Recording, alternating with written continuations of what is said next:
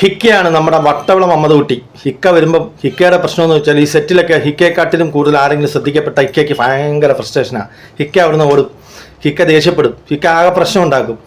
അവസാനം ഒരു കരഞ്ഞ് കാല് പിടിച്ചിട്ടൊക്കെയാണ് ഹിക്ക പിന്നെ വന്ന് അഭിനയിക്കുന്നത്. അതാണ് നമ്മുടെ ഹിക്ക. ഇതാണ് നമ്മുടെ ഏട്ടൻ, നമ്മുടെ ലാലേട്ടൻ. ലാലേട്ടൻ്റെ പ്രശ്നമെന്ന് വെച്ചാൽ ലാലേട്ടൻ ആരെന്ത് പറഞ്ഞാലും ഒരു പ്രശ്നമില്ല, ഒരു ഫീലിംഗും ഇല്ല, ഒന്നുമില്ല. പക്ഷെ ഒരു പ്രശ്നമുണ്ട്. ആശാൻ നൈസായിട്ട് ഈ പറഞ്ഞവരെല്ലാം നോട്ട് ചെയ്തിട്ട് കൃത്യമായ പണി കൃത്യമായി കൊടുത്തിരിക്കും. അതാണ് നമ്മുടെ ലാലേട്ടൻ, നമ്മുടെ ലേട്ടൻ. അടുത്ത നമ്മുടെ കോവിയണ്ണനെ കുറിച്ച് ഞാൻ എന്താ പറയുക? അടുത്ത ജന്മത്തിൽ ബ്രാഹ്മണനാവാൻ നടക്കുന്ന നമ്മുടെ കോവിയണ്ണ, നിങ്ങളെക്കുറിച്ച് ഞാനൊന്നും കൂടുതൽ പറയുന്നില്ല. നിങ്ങളുടെ കാര്യങ്ങളെല്ലാം നാട്ടുകാർ കണ്ടുകൊണ്ടിരിക്കുകയാണ്. പിന്നെ ഞാനായിട്ട് കൂടുതൽ പറഞ്ഞ് സമയം കളയേണ്ട ആവശ്യമില്ല. അടുത്താണ് നമ്മുടെ കോവാൽജിയുടെ ഒരു കോമഡി എന്ന് വെച്ചാൽ, കോവാൽജിക്ക് എവിടെയെങ്കിലുമൊക്കെ അത്യാവശ്യ സമയങ്ങളൊക്കെ വന്നു കഴിഞ്ഞാൽ കോവാൽജിയെ കാണാൻ ആൾക്കാർ ഓടിക്കൂടും. അപ്പോൾ കോവാൽജി അസിസ്റ്റൻറ്റിൻ്റെ അടുത്ത് പറയും, സ്റ്റാഫിൻ്റെ അടുത്തൊക്കെ പറയും, ഈ മൈരന്മാരെയൊക്കെ അടിച്ചോടിച്ച് വിടണം, എനിക്ക് സമയമില്ലെന്ന് പറയും. അപ്പോൾ അസിസ്റ്റൻറ്റ് അവർക്ക് പൈസ കിട്ടുന്നില്ല, പോടാന്ന് പറഞ്ഞ് എല്ലാത്തിനെയും അടിച്ചോടിക്കും.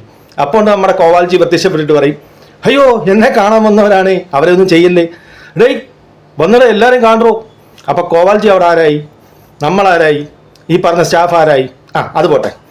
അത് കഴിഞ്ഞിട്ട് അടുത്ത ആളാണ് നമ്മുടെ രാജുവേട്ടൻ. നമ്മുടെ രാജുവേട്ടൻ്റെ കാര്യം പറഞ്ഞു കഴിഞ്ഞാൽ, രാജുവേട്ടൻ്റെ സെറ്റിലൊക്കെ പോയി കഴിഞ്ഞാൽ നമ്മൾ ഫോട്ടോയ്ക്കൊക്കെ പോസ്റ്റ് ചെയ്യാനായിട്ട് നമ്മളിന്ന് ഫോട്ടോ എടുക്കുമ്പോൾ രാജുവേട്ടൻ അട്ടിച്ചോട്ടിച്ച് വിടും. എന്നിട്ട് അതേ സ്ഥാനത്ത് പെമ്പിള്ളാർ വല്ലതും വന്നു കഴിഞ്ഞാൽ രാജുവേട്ടൻ മക്കളെ വാ ഫോട്ടോ എടുത്തു, വൈകുന്നേരം വരെ ഫോട്ടോ എടുത്തു, ഒരു കുഴപ്പമില്ല.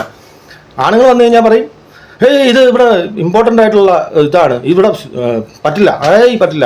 ഇനിയാണ് നമ്മുടെ നിമ്പോളി ചേട്ടൻ. നമ്മുടെ ഒരു പ്രൊഡ്യൂസർ പറഞ്ഞതാണ്, പുള്ളിക്ക് ഏതോ ഒരു സെറ്റിൽ തണുപ്പ് പെട്ടെന്ന് ആൾക്ക് ജാക്കറ്റ് വേണം, തണുപ്പിൻ്റെ നാളെ. അതന്ന് രാത്രി ഒക്കെ നോക്കിയിട്ടും കിട്ടുന്നില്ല.